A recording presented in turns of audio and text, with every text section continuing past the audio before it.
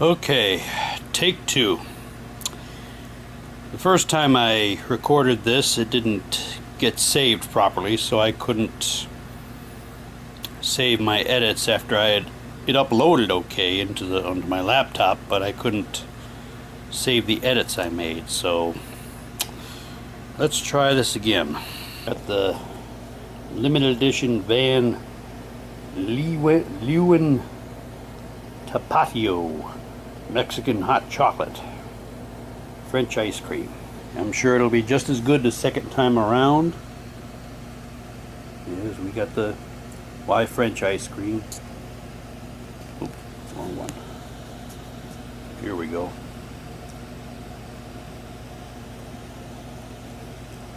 Happiness is healthiness. Got the yada yada yada. Happiness is healthiness, and nothing makes us happier than this Mexican hot chocolate ice cream. Chocolate ice cream with marshmallows and fudge swirls, but this isn't the hot chocolate you grew up with. This is way cooler. And by cooler, we mean hotter. Because we added Tapatio hot sauce. Now it's a fiesta. Ben, whoever that guy, Pete. Yeah, Ben, Pete, and Laura. Okay.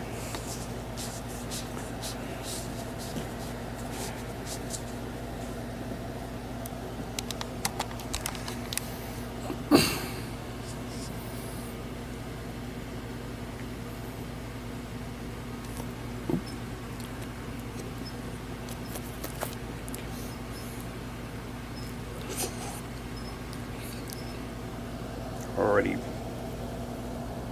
dripped on my nice Svengoolie shirt, one of the limited edition Sven shirts they've had for the past few months. This is the first one. So far I've gotten the 4 of them. They just came out with the 5th one, so I will be getting that shortly. Hopefully I won't make a mess on it, but it washes off in the laundry, I'm sure.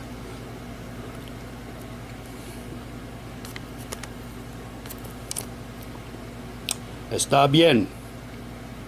Está muy bien. You can taste the hot and the cold mixed together.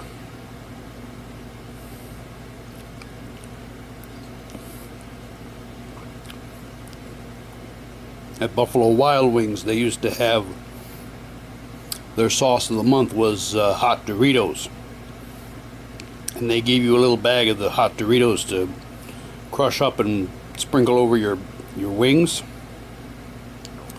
Well, I'd always take the crumbs that missed the wings, and I'd get some ice cream and I'd scrape it onto the ice cream. So this is kind of the same thing, only it's chocolate, and it was good too. You could taste the combination of the hot and the cold. It's good. It's very good.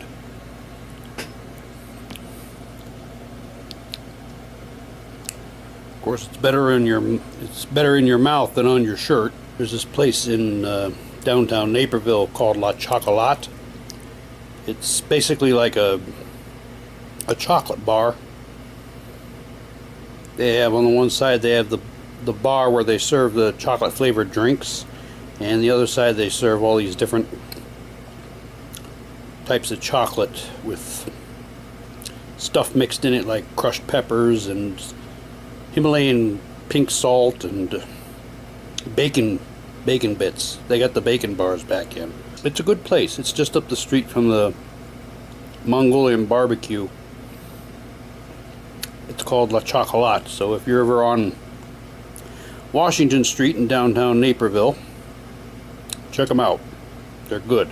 Since this is the second time I'm recording this, I have a better idea of what I want to say. Because most of the time I'll sit and think about what I want to say before I record it. I don't go off a script or anything. I just think about what I want to say, and then I just kind of wing it. Well, since this is take two, I'd like to think I'm better prepared this time. We had, my writers group, we had a meet and greet at this place called the Timbers in Shorewood. It's an assisted living facility. Denise, they have a book club there, and Denise contributed last year's anthology, also the Cheetah anthology, and they liked it so much they wanted to meet us. So last Thursday a group of us were there at in their ballroom, as they call it. We got to sit at this long table with a white tablecloth, and we introduced ourselves and we read pieces, and afterwards we signed books. I loved it. It was cool. I felt like I was on a panel at Comic-Con, sitting there at the long table signing stuff. It went very well. I was very happy, and I did record it. I wasn't manning the camera like I usually am. I was actually up front, so I just made sure the camera was secure enough and just let it roll. And it seems to have uploaded okay. I'll have to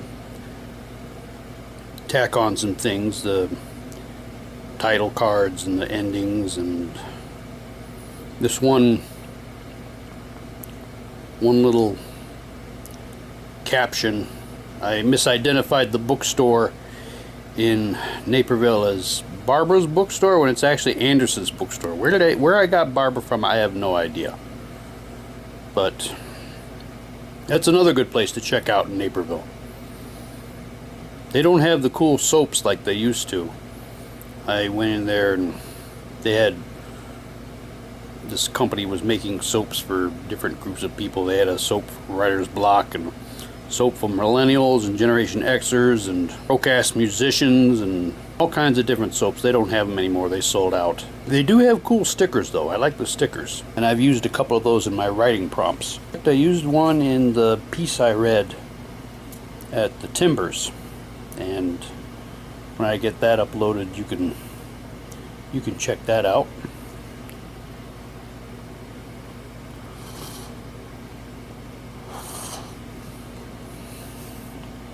It's not, hasn't melted enough to where it's drinkable yet. It's still a little solid. I just don't want to get any more on my shirt. I mean, I'm sure it'll wash off. Always happens when I'm wearing one of my good shirts. I end up getting something on it. But it usually washes off.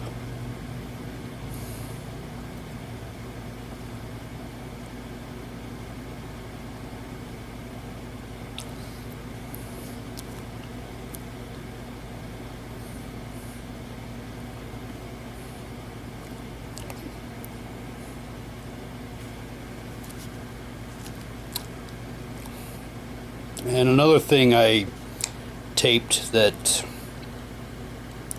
I haven't uploaded yet, last Saturday night Sven kicked off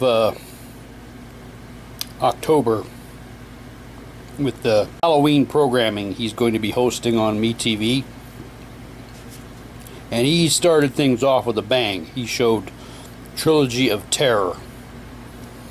And I recorded it, sort of a combination of my Thoughts I Has Them videos where I give recollections about things, and also my videos where I'm commenting on something Sven's showing, like I've done in the past. I haven't gotten dinged on any of them yet. The only time I did get dinged on something was when I was going back and forth between Sven and Doctor Who, when they were showing him on they were showing the Tom Baker episodes on a PBS channel. They were showing City of Death, and I was commenting on that a little bit, but I got dinged for it. Other people, they can post clips from Doctor Who with no problem, but I can't. Rules for me, but not for thee, I guess. So I had to replace the clips with photos from the episode, and I did my commenting on those. It's one of the good episodes. John Cleese had a cameo in it. He was in the art gallery admiring the TARDIS, and the Doctor and Romana came in and they took off. I have said this, and I'm not the only one that thinks it either. John Cleese would make a pretty good Doctor Who. But after Trilogy of Terror, Sven had this hour-long special where he got to go to his beloved Berwyn. They were having a celebration for him, which unfortunately I was not able to attend, but he was there, and also showed clips of him at Flashback Weekend. And they got to talk a little bit about his history, you know, how he got started, and all this other good stuff. It was good. It went very well. I'm very happy he's getting the recognition he deserves. Couldn't happen to a better guy. That was pretty much it. Anything after Sven is up for grabs, because I'm fading in and out. I try to watch Star Trek and Kolchak, and I don't particularly care for Lost in Space like I used to, but I'm sort of nodding off and catching bits and pieces. I have to remember to say my good nights to the group on Sven's vlog page. We always meet, and where he posts a blog about the movie, and we always have like a little chat session in the comments. I have to remember to say goodnight before I fall asleep. There's really not a whole lot I watch these days, because there's stuff I'd like to see, but there's not a whole lot I'm really compelled to see. Stuff that grabs me and says, you have to watch me. So I do mostly stick with Sven on Saturday nights. I still have Netflix. I'm on the DVD side, and I got this movie months ago, and I still have not watched it. Something about it's this lady, she's an editor on these, she's a movie editor, and this movie she's editing, it might give her some clues to her sister's disappearance. Sounds interesting. I'm trying to remember who it was that put me on to it. I want to say it's this guy. I get his newsletter. He's an English author. His name is John Llewellyn Probst, Probst, and he has a blog, and I get his newsletter where he talks about recent releases in the UK on DVD and Blu-ray, and I don't know if he's the one who put me onto it, because if there's a movie out that he likes, I'll see if it's on Netflix, and I'll try to watch it. Sometimes I like it, sometimes I don't. I'm going to watch it one of these days. That's a promise.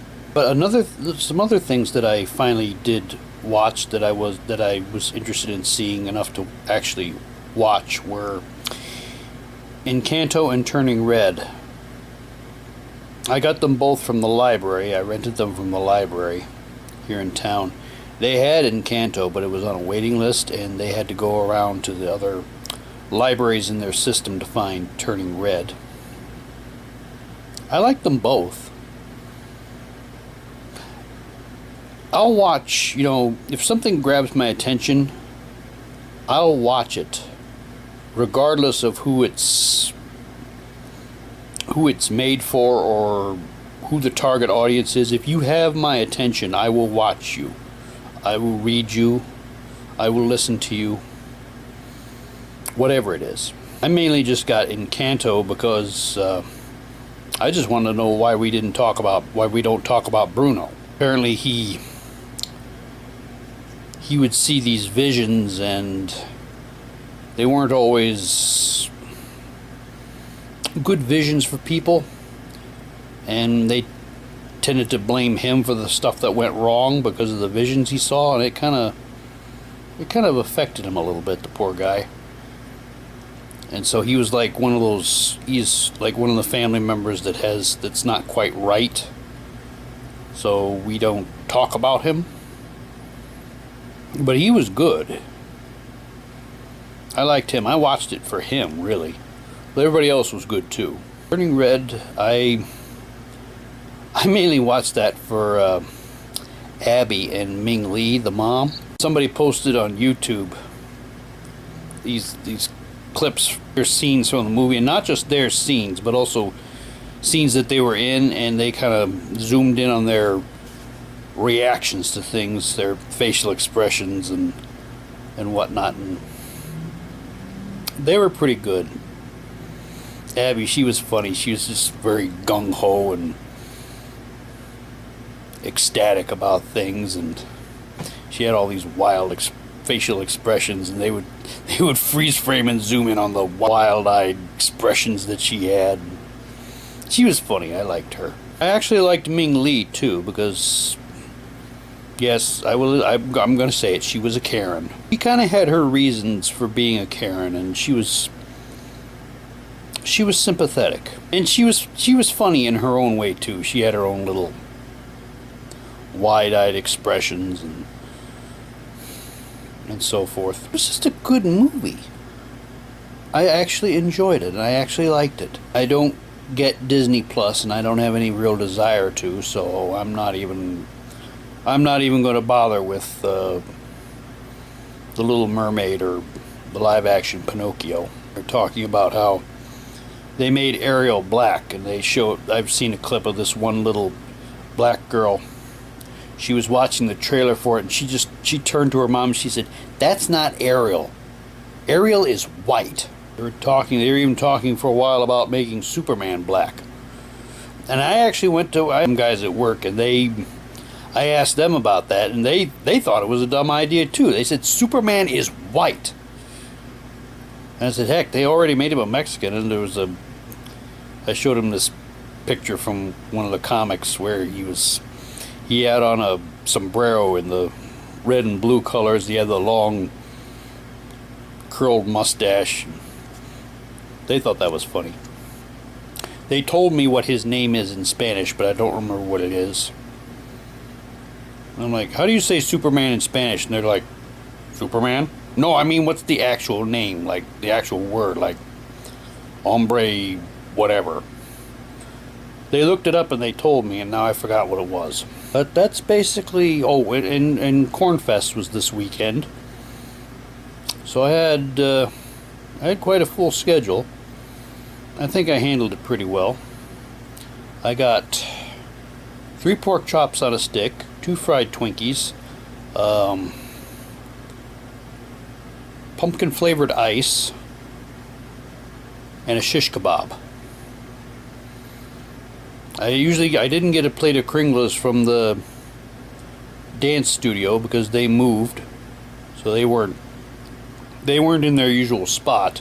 They didn't even perform. They usually perform on Sunday afternoons, but the other dance schools performed. They always do a good job. I always like them. They do well. I actually watched the parade this year. It's not the same as it was when I was young, because they had the big figures in costumes walking around shaking people's hands and scaring kids, and they got too close. And I wonder whatever happened to those costumes. They're just like the huge costumes with the big cartoony heads. They had the 3 little pigs and the wolf, and they had Frankenstein and the Pied Piper and the mice and Cinderella, and the wolf scared me. I freaked out. Yes, I remember that. That was pretty much what went on this weekend. And I think I handled it pretty well. No complaints here. Well, except for the part about the previous ice cream video not saving. There was that.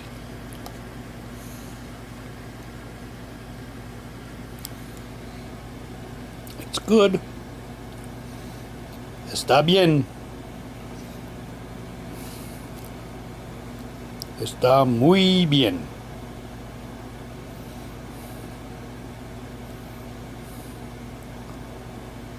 this other fellow on YouTube I watch always says at the end of his videos. That's about it. See ya.